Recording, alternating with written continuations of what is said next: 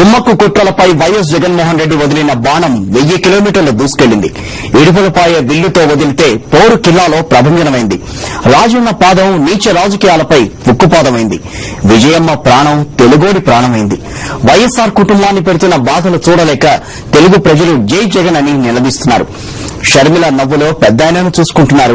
షర్మిల నడకలో సోదరుడు వైఎస్ జగన్మోహన్ రెడ్డిని చూసుకుంటున్నారు. పెద్దాయన సమాధి దగ్గర ఆయనతో ఏం మాట్లాడిందో ఏమో గాని ప్రజలు ఆమెలో రాజన్నను చూసుకుంటున్నారు. గుండెలకు హత్తుకుంటున్నారు. తమ బిడ్డ వస్తున్నట్లుగా ఫీలై స్వాగతం పలుకుతున్నారు.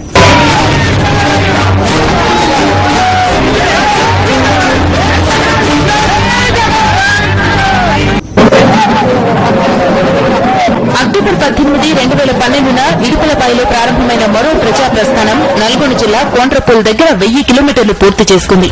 నల్గొండ జిల్లా 11వ రోజు పాదయాత్రలో మధ్యాహ్నం 4:30 తరువాత షర్మిల 1000 కిలోమీటర్ల మార్కును దాటారు.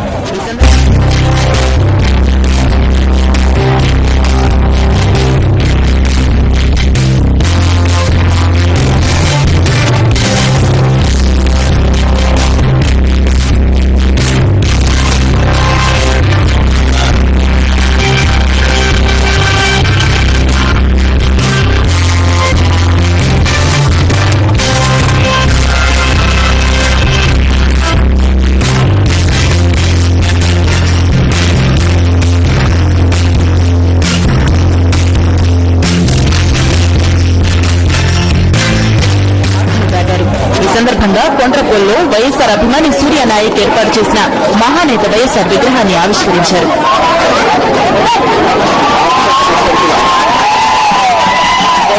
అనంతరం వేలాది వైఎస్సార్ జగన్ అభిమానులను ఉద్దేశించి ప్రసంగించిన షర్మిల పాదయాత్ర రికార్డుల కోసం కాదన్నారు.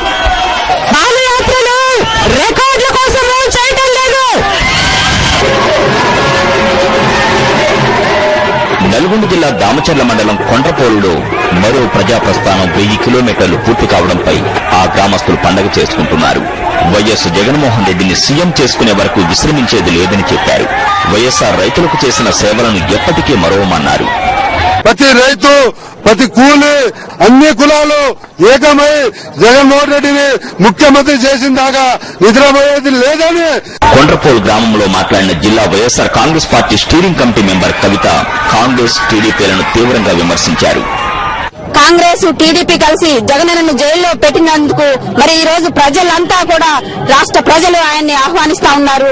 ఆయన కుటుంబాన్ని మేము ఆదుకుంటామని షర్మిల గారి అడుగులో అడుగు వేస్తూ ఆమె వెంట ఎన్నో వేల మంది తరలి రావడం జరుగుతా ఉంది.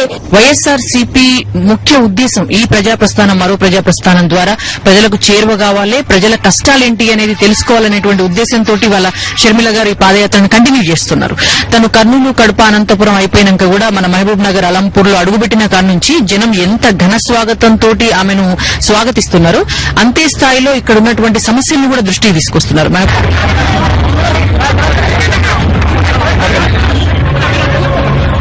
ఎవరూ పిలవలేదు, రమ్మనమని ఒత్తిడి లేదు. కానీ పల్లెలు కదులుతున్నాయి, షర్మిల అడుగులో అడుగై నడుస్తున్నాయి. చంటి పాపలను చంకన వేసుకుని తల్లులు ఎండలో పడి షర్మిల కోసం వస్తున్నారు. షర్మిల వెంట కొంత దూరం నడిచి మా మద్దతు మీకే అంటూ వెళుతున్నారు.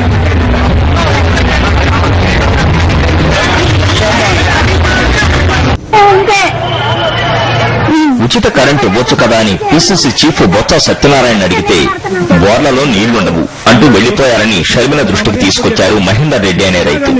రాష్ట్రంలో రైతు పరిస్థితి దుర్భరంగా ఉందని అభిప్రాయపడ్డారు. నేను ఒక రైతునండి, నాకు కరెంటు మోటార్ల వ్యవసాయం ఉన్నది.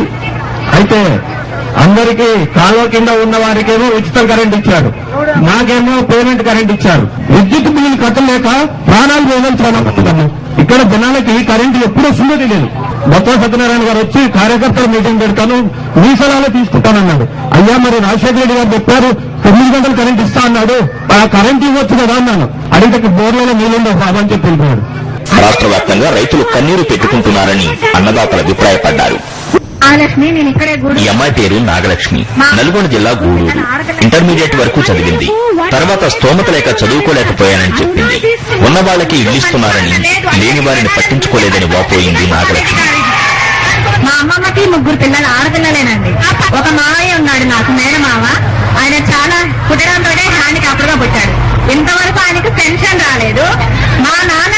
వస్తే 20 సంవత్సరాల నుంచి నేను సంవత్సరం పిల్లలు తీసుకొని మా అమ్మమ్మ దగ్గరికి వస్తే ఇద్దరు బయట రెంట్ కట్టే పొజిషన్ లేక మా అమ్మమ్మ దగ్గర ఉండిపోయింది. వాళ్ళకి ఇల్లు వచ్చి మా అమ్మకి రాలేదు. అడిగితే అంటాడు తల్లి పిల్లలు ఒకే ఇంట్లో ఉంటున్నారు, ఒక ఇల్లు మీకు సరిపోదా అంటారు. ఇది ఆడపిల్లలు జరిగే న్యాయం. అదే ఒక మగవారి కుటుంబాలు అయితే ఆ తండ్రి 3 కొడుకుల్ని కంటే కొడుకు ఒక ఇల్లు చొప్పున 4 ఇల్లులు ఇస్తున్నారు. నేను ఎవరిని అడగాలి? 12 వరకు నాగలక్ష్మి మాటలు విని షర్మిల చెల్లించారు. జగనన్న వస్తే న్యాయం జరుగుతుందని చెప్పారు. వైఎస్ఆర్ మహిళలను ఎలా చూసుకున్నారో వివరించారు. కూలీ పని మీద రాజశేఖర రెడ్డి గారు బ్రతుకున్నప్పుడు ఆడవాళ్లు మహిళలు ఒక్కొక్కరిని లక్షాధికారులు చేయాలనుకున్నాడు. అమ్మా ఇలాంటి వాళ్ళను కూడా.